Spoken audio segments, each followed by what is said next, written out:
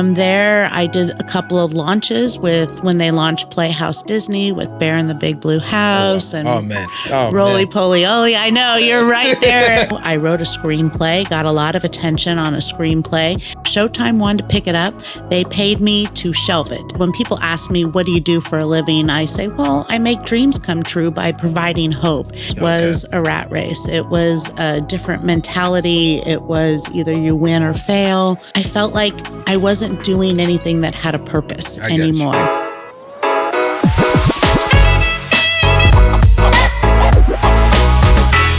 Welcome to another episode of Icon Presents. Today's guest is an amazing trailblazing entrepreneur, executive producer, known for her amazing roles with Friends, Veronica's Closet, General Hospital. Ladies and gentlemen, the amazing Diane Strand. Welcome. Oh, thank you so much, Antoine, for having me here. I'm super excited to be here. I'm so glad to have you here too, myself. I got to be honest, I was quite shocked when we first talked on Facebook, and I went back and kind of looked at what you've worked with, your past. Very, very interesting. And I'm excited to kind of dive deep into your background and kind of give the audience some history about you. So, Diane, tell me about yourself. Well, that's a big subject right there in and of itself. I have a long list of titles, actually. Mm-hmm. I'm a serial entrepreneur, executive producer, as you introduced, best-selling author, and a nonprofit founder. And I always say when you start sharing your story and you start putting it out there, you have to connect the dots some way. So you can't do that looking back. That's a great Steve Jobs quote. Okay. Can't connect the dots looking forward. You have to look back. And one of my first dots really showed up in second grade. And that was where I knew I loved TV. And I went out for a candy contest just so I could win a 19-inch black and white TV for my bedroom. And I also was diagnosed dyslexic in second grade. And so I was a struggling reader. And that was a big challenge for me. But it was really the arts that turned it all around for me. And that's what makes an impact for me today and how I use the arts to impact others. Because if it wasn't for the arts, I probably would have never graduated high school. I certainly wouldn't have went to college. And I wouldn't be doing what I'm doing today, which is finding a way to not only still make the best of this wonderful industry that we're in, but being able to carve a pathway for others to be able to do that. I got you. Yes. And you do a lot of work for others. And that's one of the, more admirable things about you, because you had a history working on the big screen, right? You worked on and produced shows such as Friends, General Hospital, Veronica's Closet, and you have a bunch of other stuff. And I'll let you go get into detail and as much detail as you want. About those projects. But tell me about your motto, HOPE. Tell me, what is HOPE for you? Well, it's an acronym. I have always said when people ask me, what do you do for a living? I say, well, I make dreams come true by providing hope.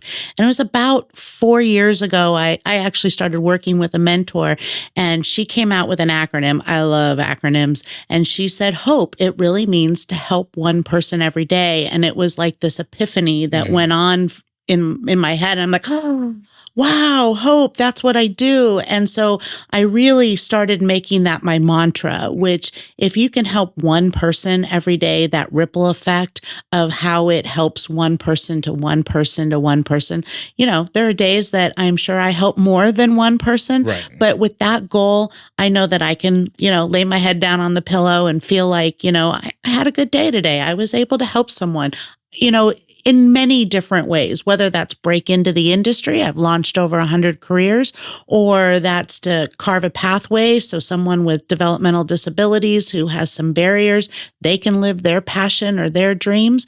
Or maybe it's my kids that I'm helping that day. It comes in all different sizes and forms. Just reaching out to someone on social media to give them a like or love or share their message. That's being helpful. That's awesome. That's awesome. I always say in the world that we live in today, people get attracted to a lot of negativity. but the negativity does not last as long as the positivity, right? So when you're putting more positive things out in the world and, helping and inspiring others and those type of things continue on and continue on, because that negativity, that shadow, the moment the bright light will cast out any shadow. And so it makes it it's a good thing for me when having people on this show and giving people, opportunity to, or meeting and having the opportunity to meet people that dedicate so much of their life to that. I had an interview with Gabriel Cannon, right? And we talked about how his background and everything growing up, being a pastor's kid and everything like that, where everybody's familiar with his brother, Nick Cannon. And then you talk to Gabe and he's like, so focused on philanthropic work and it's very inspiring to it. So I love it. I love it. I love it. So tell me, you had your background or coming up in the production world. Tell me about that pathway for you. Sure. Well, I started as an actor in this industry, doing a lot of theater. And then I moved up to LA and I started doing small commercials and different things like that. But that's where my entrepreneurial spirit kind of kicked in, I don't know that I would say a struggling actor. I was a new actor in the industry. I had some hits here and there, but it wasn't like it was paying my bills or anything like that. So my entrepreneurial spirit said, well, what if I put on a production and I put all my unemployed actors on stage and we'll see if we can get some attention. And that's kind of how it really started for me, is we started putting on shows on Theater Row in Hollywood. And I found my real passion was in the producing, the writing of some original scripts, as well as directing. And I started, I'm not going to be in this show. I'm just going to produce it. And I was having more fun bringing people in and doing that. So that's where my passion really started to grow, from moving from in front of the camera to behind the camera. And I really started to make that grow. I wrote a screenplay, got a lot of attention on a screenplay, and I couldn't sell it at that time because I didn't have a degree, and Showtime wanted to pick it up. They paid me to shelve it, is basically what happened. And I took the money and I went back to college, and I was never going to let that be an issue anymore. I finished my education and I never looked back. And I went straight to Friends. I worked on Friends in the production department. I started as a PA. I was a little older than most of the group, and so I kind of rose to the top a little quicker. I'm a numbers person. I walked into line producing with Friends and started doing some line producing and would move back and forth. Bright Kaufman Crane was the production company, and they also were doing Veronica's Closet. So it was split half and half as a line producer of whether or not I was on the Veronica's Closet side or I was on the Friends side. As I was there, it was all for the production company. And then when I left there, it was just one step at a time, whether I was working at Universal Studios, I worked at Warner Brothers for a little while, and then I landed at the Disney Channel, and I was there for a good 2.5 years. That was a lot of marketing and producing for the channel, next on Magical World of Disney, and writing all those spots and doing that. And from there, I did a couple of launches when they launched Playhouse Disney with Bear in the Big Blue House and Roly Poly Oly. I know you're right there at that age range, I'm sure, just like my kids. I think I'm showing my age now, but so those were some really great times. A lot of fun. But it was interesting. I had my first child when I was at Disney. And from there, I took a little turn and I started working, moving into sports entertainment. I went to work for Staples Center and I helped build the high def control room. We were doing a lot of streaming at that time. This was early 2000, and streaming was new and hot. So the Lakers and the Kings game, the Avengers game, indoor football. Okay. We were streaming those over to Japan. So I was getting into the digital streaming and working that. That's what was part of my producing role, was making sure that the content was delivered out to Japan in real time. And then we would do things like we did the Democratic National Convention. I did the Grammys while we were at Staples Center. I worked a little over at the Shrine Auditorium with my favorite, Barbra Streisand. That was awesome. Like one of my key iconic things. But I left there. The company I was with lost the contract with Staples Center. And so doing some moving, I ended up in corporate video. I went out to Amgen Pharmaceuticals as a video producer, and my world changed. Okay. All of a sudden, I was making video and content that made a difference. It wasn't, entertainment is important, of course. We all need it. We all have to be a part of it.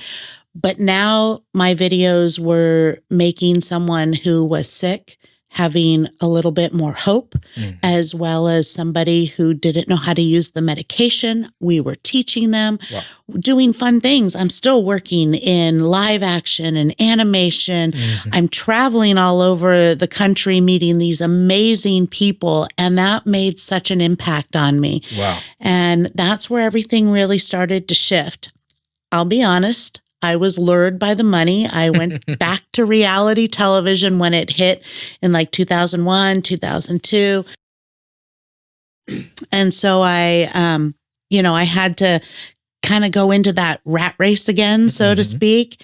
And that's exactly what it was a rat race. It was a different mentality. It was either you win or fail. It was all of a sudden making television just for entertainment purposes that were having people miserable who were on camera at that time. So I felt like I wasn't doing anything that had a purpose anymore. And that's when entrepreneurial kicked in again and life changed. I got you. So tell me about your entrepreneurial path. So you have JDS, what is it? Media and video production? Video and media productions, because we specialize more in the video, and now we do a whole bunch of multimedia. Okay. It was one night coming home from reality television, and I had missed bath time and bedtime with my son, and my husband said, well, what if he's in the industry? He's a professional actor and he's worked with Bruce Willis, Christopher Walken, George C. Scott, film, television, all of it. And he said, well, what if, and he just finished his degree at that time in film production. He says, well, what if we started our own thing? You really loved the corporate video. You loved when it was making a purpose. And we decided to pack up, quit our fat 6-figure jobs and sell our house. And we moved down here to North County, San Diego, started building our business, JDS Video and Media Productions. Wow. And, then we started working with the biotech industry and the medical industry. And I felt like our videos were once again making a difference. We were helping businesses communicate and market, as well as sharing information that affected other people. And I've never looked back. That's awesome. So, so JDS now, what is the primary focus for the company?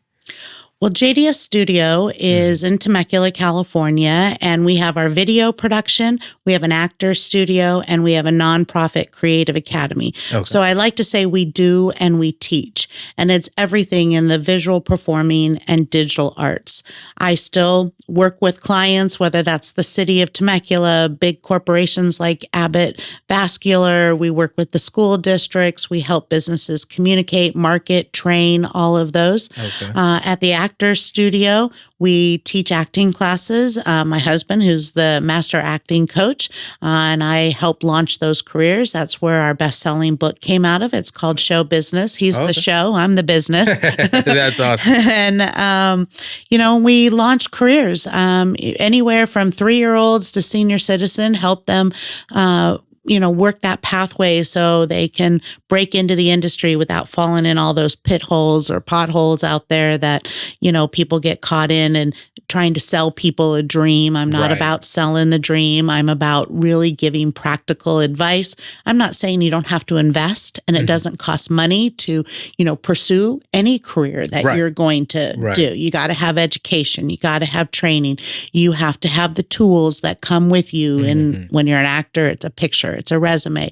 You're studying the craft, delving deeper into it so you can understand human nature, character development, all the things that go with that. And then we bring in agents and managers. I tap back into my LA connections. They come down, and then, they showcase in front of them, and they get a chance to, get with an agent and a manager and start their career. And we continue to coach them, as well as some of them move up to the LA area and move out of our geographic, area. But at the same time, they all come back. I have students who've been with me now for 15 years, in and out, taking classes, private coaching. They have a career, they've earned their SAG and AfterCard, and, they're making a living doing their dream. That's awesome. That's great. So you get to watch. It's always nice to watch your work. Kind of, you put in all this work and everything with somebody to help them realize their dreams or realize their potential, that maybe sometimes, I know, especially for myself, you can kind of be filled with your own self-doubt sometimes. It's like you may have had the idea to do something, or the drive or whatever like that. But then when things start to waver or whatever like that, it's always good to have somebody like you where you've had that experience, or you have that vision to help push people and go. And how would you say that's probably, I would assume that's probably one of the most rewarding parts of the job. Well, obviously you get to feel comfortable doing it, not like you said, selling somebody a dream or anything like that, or trying to, get one over on somebody. I will put it this way. How does one get connected with JDS Studios? Well, I would say that's really where the nonprofit comes in, because the nonprofit is really that pathway training ground that works. We work with mainstream through special needs to help them really pursue their passion and dreams.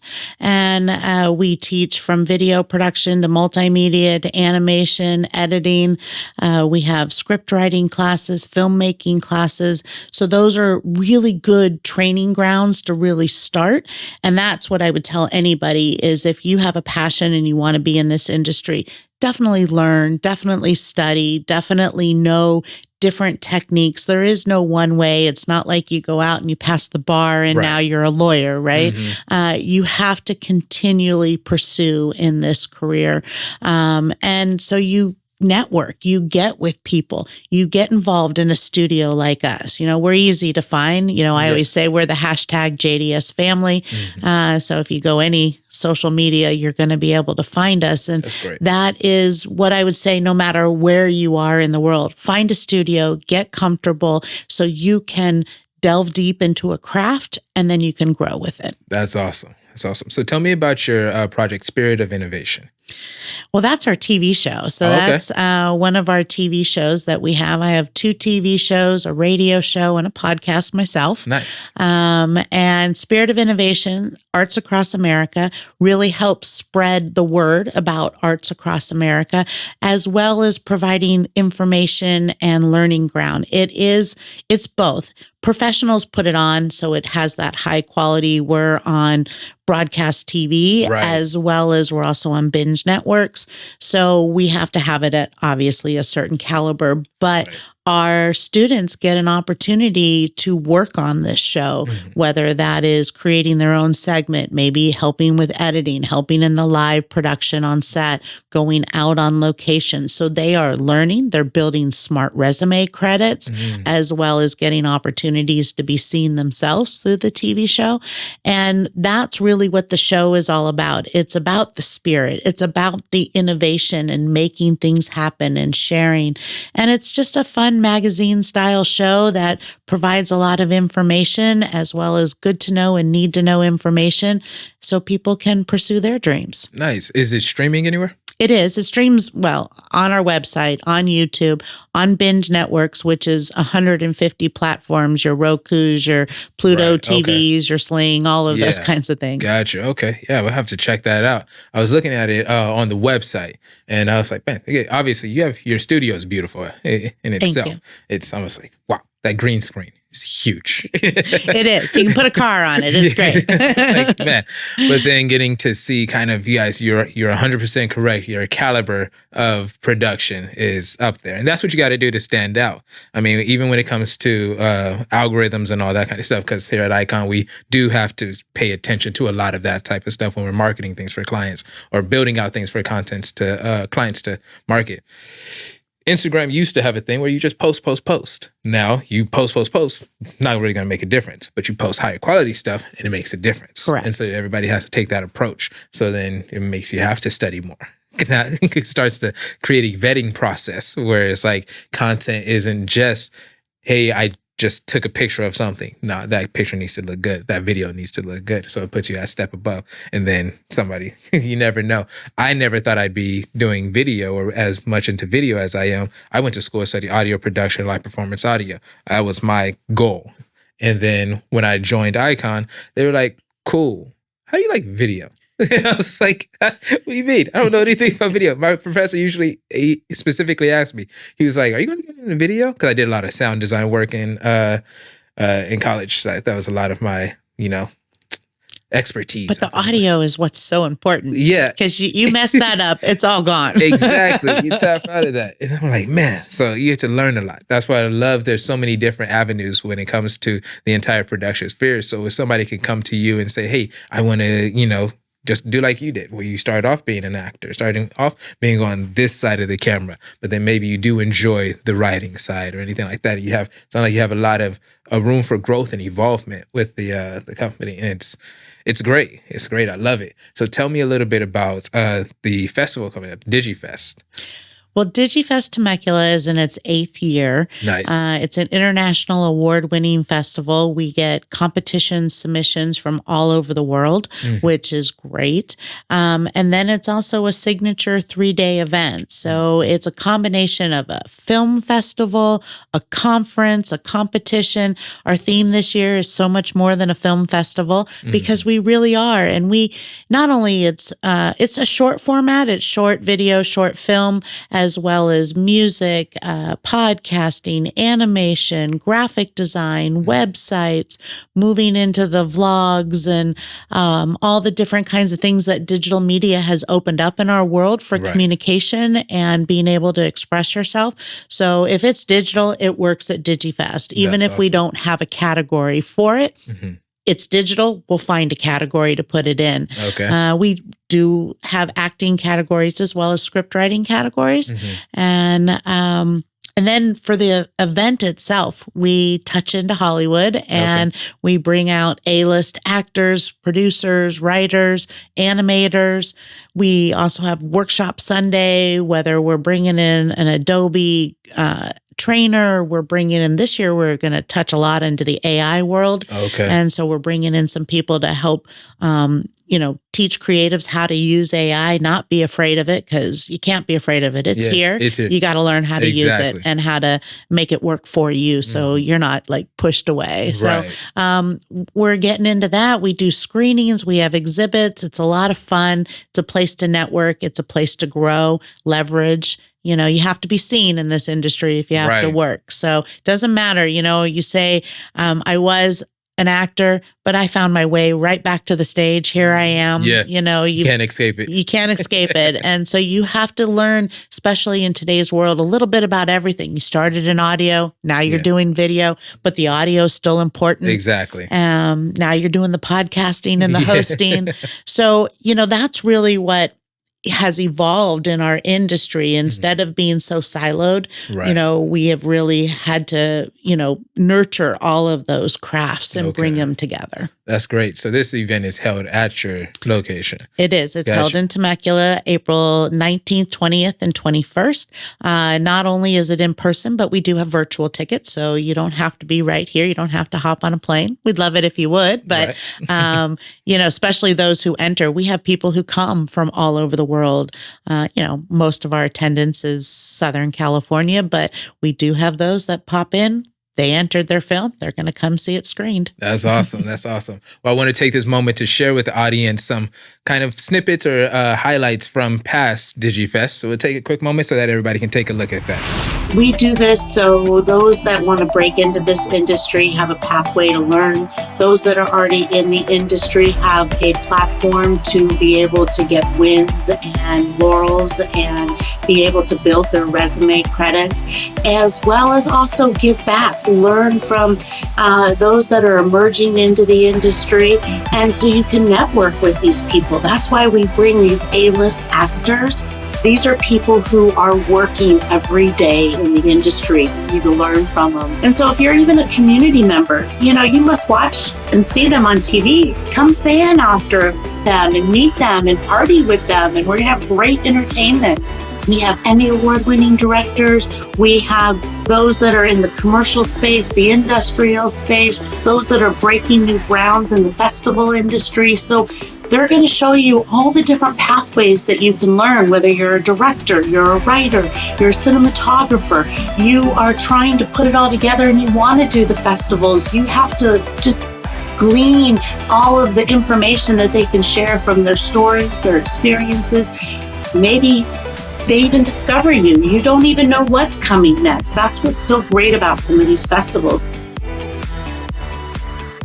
So tell me, you've worked in a lot of different productions, and obviously you're helping so many others now. But when you look back at your previous work, do you have anything that you look back and say, hey, like that screenplay that you wrote, you're like, okay, now that I have these resources and these tools or whatever like that, do you ever think like, wish I can go back and complete that?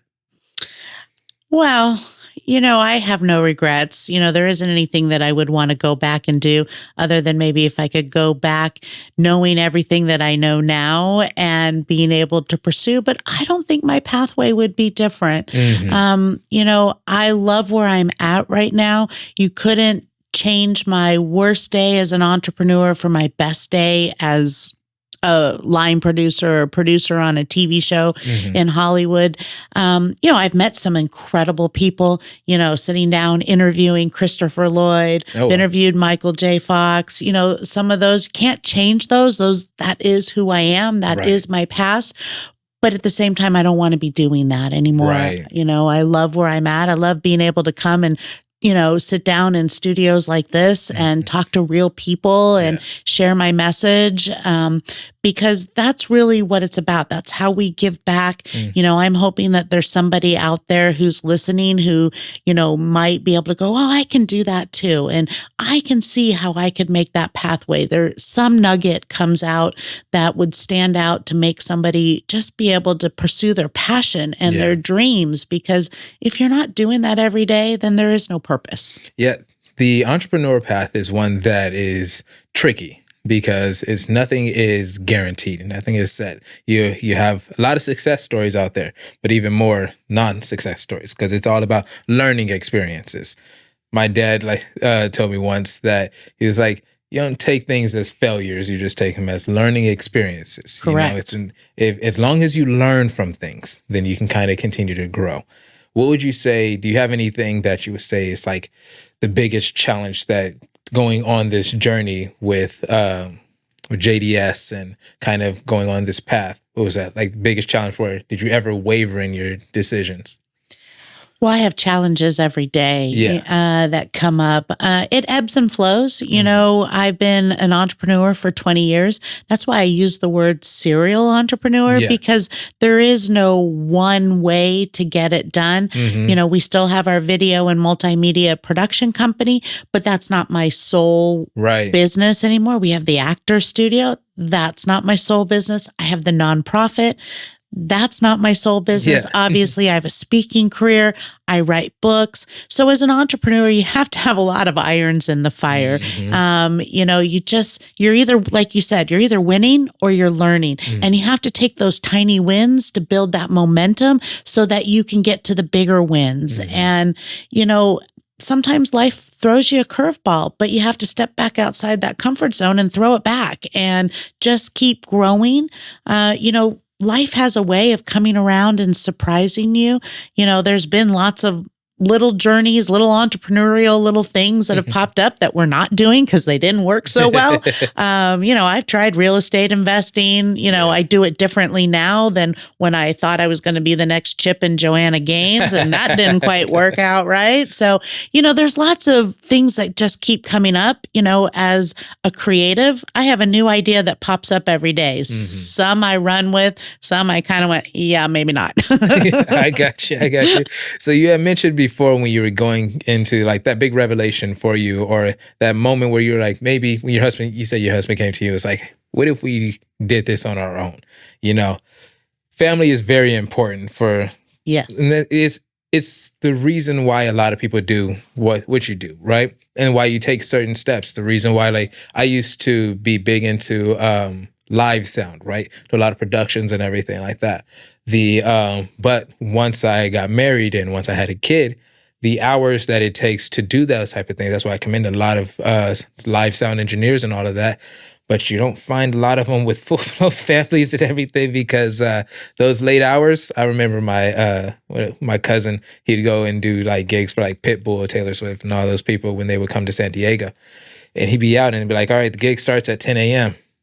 Okay, when does it end? It starts at 10 a.m. We'll figure out when it is later on.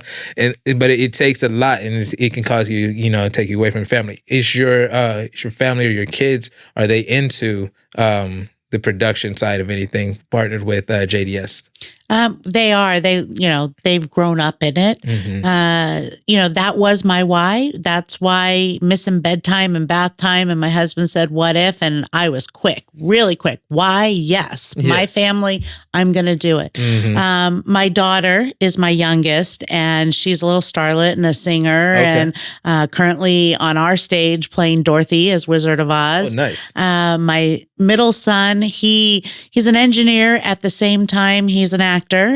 He loves it. He did a couple of, when my kids were younger, we were running them up to LA. They were doing little bits, parts, and different things like that. He did a couple of films. He still comes back and performs on our stage. He's currently at Long Beach State. But and my oldest, he was never in front of the camera, although I would have to say he's probably one of the most talented. But he didn't like being on stage. He liked the lights and the sound. So at our studio, that's really where he played and what he did. And, you know, now he's an adult living his own life. But, you know, they definitely have that. And I see that, you know, that teamwork, that collaboration that comes out of theater and video production, because you have to work with other people, their communication skills. It is one of the best things that anybody can do, whether you're trying to just build that creative enrichment, public speaking skills, the leadership skills that come out of it. And when you're in an acting class, you learn how to read better. You learn how to understand human nature, because you can read between the lines a little bit better. You know, and it just gives you skills that I think forever take you on a pathway to success. I love it. The growing up, I shared with you earlier, like me being a preacher's kid, like the pastor's kid, PKs, you know. We were constantly, like, me and all my brothers and sisters, we were always, you know, front and center. You don't get to really fall in the background being a pastor's kid. But and so, you know, when it was time, if there was ever a chance or anything that needed to be done or anybody needed to be volunteered, the first people that were volunteered were the pastor's kids. So I found myself in a lot of plays. I played Jesus quite often. It's hilarious. This has got to the point where somebody would say, "Thank you, Jesus." I used to be like, "You're welcome." Like, what? But all of those experiences, singing at choirs and everything like that, even playing in various plays, I don't necessarily have the desire to play and be on Broadway or do anything like that. But I have seen how all of those experiences have helped, you know, strengthen my public speaking skills, my confidence when it comes to being in front of people and everything. So I can say that I agree that even if somebody that is going through your programs and or having these experiences or taking advantage of these experiences, they get to, it may not translate to, okay, I'm on screen now or on stage now, but you take these experiences and you take them on and give you life skills. And it's great. Absolutely. It is amazing to see people develop and grow. So speaking of that, going back to the Digifest, the wrapping up, I guess, getting close to the final submission or late submission for the for content. What are the dates for that if people have projects they want to submit to you? Well, the entry late date is March 10th, so we're getting close to that. Right. We finished our early deadline in January, and then we have the events, so we have to have time between March and April to put it out to our panel of judges, which are esteemed Hollywood creatives all the way to New York, to the creative scene in there. We have judges across the country in their expert field. So you want to get your work evaluated. That's how you leverage your career. You can take those laurels, you can leverage it not only through social media and on your website, but if you're pitching your project to any kind of industry professional out there, those laurels are going to get you there. Mm. We have some real true success stories that have come out of Digifest over the last 8 years. People who have entered screenplays, then they've gone on to make full motion pictures. They connect not only with each other and the other attendees, but they're connecting with the directors and the animators we're bringing in. And now they're pitching last year's Digifest script winner is now pitching because they connected with a director who was on a panel. Mm-hmm. They learned how to make some animated characters through some AI we taught them with Midjourney, and they put together a pitch package that is now going into full-length production. Wow. And they're pitching it to Pixar. It's come back to even us, to our students. We're doing the sizzle animation reel. And so it's just so collaborative. Yes. We see the successes happen. We see them leverage what they're doing. And that's when, if you're going to go to any kind of independent film festival, if it has already awards, I'm going to see that film, not that film, right? That's how you get noticed. That's how you start building your career. And you can take the credits that you're getting at a festival like Digifest, Sundance, all the festivals that are out there. That's why you do that. So then you can take it to that next step. So I encourage everyone to enter. I love independent projects. I support probably, so I was telling you earlier, and you saw in my office, I'm a nerd. So my office, my walls have a bunch of comic book characters on there and everything. But over time, because the comic book industry has changed a lot for the worse.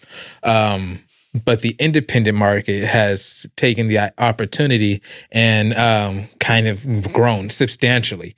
And so so I find myself, backing and supporting more independent creators and projects. Even, I don't know if you saw in the hallway down there, we have a gold frame for a movie called Run Nixon, right? The actor, Sophia West Coast, he played the notorious gangster Big Bird in that movie. And we interviewed him not too long ago. And that was a great, great, that was hilarious. I bet. But he did the soundtrack for it. So we got to see a performance of him doing the project there, or performance. That was great. But point being is that I love independent in the way that it's growing substantially. And I think a lot of that comes from the resources that people have with the creation of YouTube and all that kind of stuff. YouTube changed from being just kind of a spot where you'll see kind of like funny videos or whatever like that you hope maybe if this person blows up here, you'll see them on the big screen. Sometimes YouTube can be that spot for them,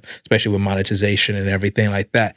How would you say the independent market has changed for you since you work with so many independents now? You kind of got boots on the ground and seeing the kind of development of that. Would you say the same thing, that it's growing substantially? Absolutely, it's growing. And you see more independent projects hitting the mainstream today.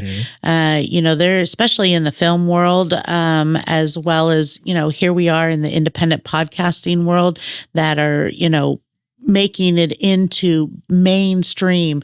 They're hitting news. Every morning you turn on Good Morning America, they're Right. talking about some podcast that they were listening to or that happened. They're even reporting on it on Entertainment Tonight. They're reporting on it in the entertainment sections of all the news things. Right. All the independent projects are really starting to take shape. It is part because of social media and the way the digital platform is really evolving. That's, we got influencers now. Right, exactly. We have, so people have more of an opportunity, I think, today. It used to be really hard to break into this industry. Right, exactly. Even if you had nepotism, it was hard to break into this business. But now I believe that it's opened up so much and there's room for everyone. You just have to kind of know what your pathway is, study, learn your craft, be good at your craft.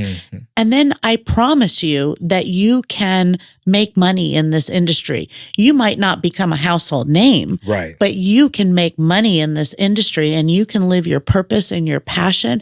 And that's all we all want to do. Right, exactly. Not everybody needs to have, a household name, Right. and some of those that have the household name, they wish that they didn't. Yeah, so, true.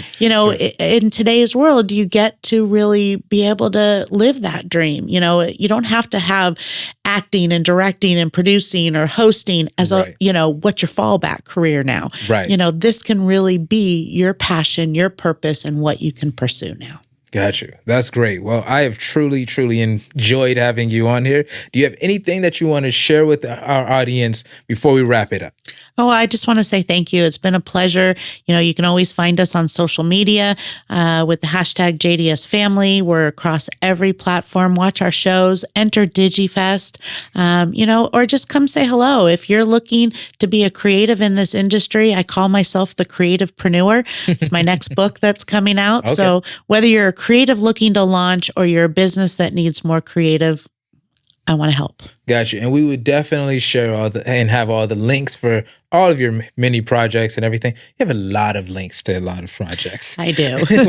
when I opened up my project managing system and I was like, and after you emailed it and our project manager put it up there, and I was like, this is a lot. She's got a lot going on, but you're right. Serial entrepreneur. And Yes. It's a very fitting title. And it's a very inspirational message. It is great to have people that are putting out positivity with messages of hope, putting out and inspiring so many people. Because, like I said, the independent market is one that needs a lot of support. A lot of people can kind of start to waver and kind of feel as though, and I'm seeing it this day, like I said, I'm big into the independent comics. I'm seeing it these days where you have people, where certain people feel like because somebody else's project took off, then they don't have that same access or whatever like that. But no, it's just stay dedicated, stay committed to your project, put in the work, and it's all learning experiences, grow. We said you don't fail, you learn. Exactly. And that's what you do. And consistency. That is one of the key things, because motivation will only last for so long. Correct. I've been motivated to go to the gym quite often. I can go through my Instagram feed and I'm like, all right, so let's go to the gym. That consistency, that dedication, that, not giving up just because I don't feel like it, or not committing to it because I don't feel like it, or things got a little harder. That's what's really going to make the difference. Discipline. Yep. And you got to outwork anybody. That's what Absolutely. I would say. It's like, hey, I may not be the best at this, but I'm going to outwork. Make sure you can't outwork me. And that's what you got to do. And that's that spirit that's going to separate you from everybody else, all your other competition. So the website for submitting to projects to Digifest, what is that website? Digifest Temecula.org. DIGIFEST Temecula, TEMECULA.org. Awesome. Well, Diane, it's been great. You guys be sure to like, comment, and subscribe to Icon Presents. Follow our socials. Catch everything in the links down below. But be sure to visit Icon Presents Podcast. If you are interested in joining the podcast, if you want to take a seat and share with our audience what you have for your next project coming up. And thank you again, Diane. You guys have a great day. Thank you.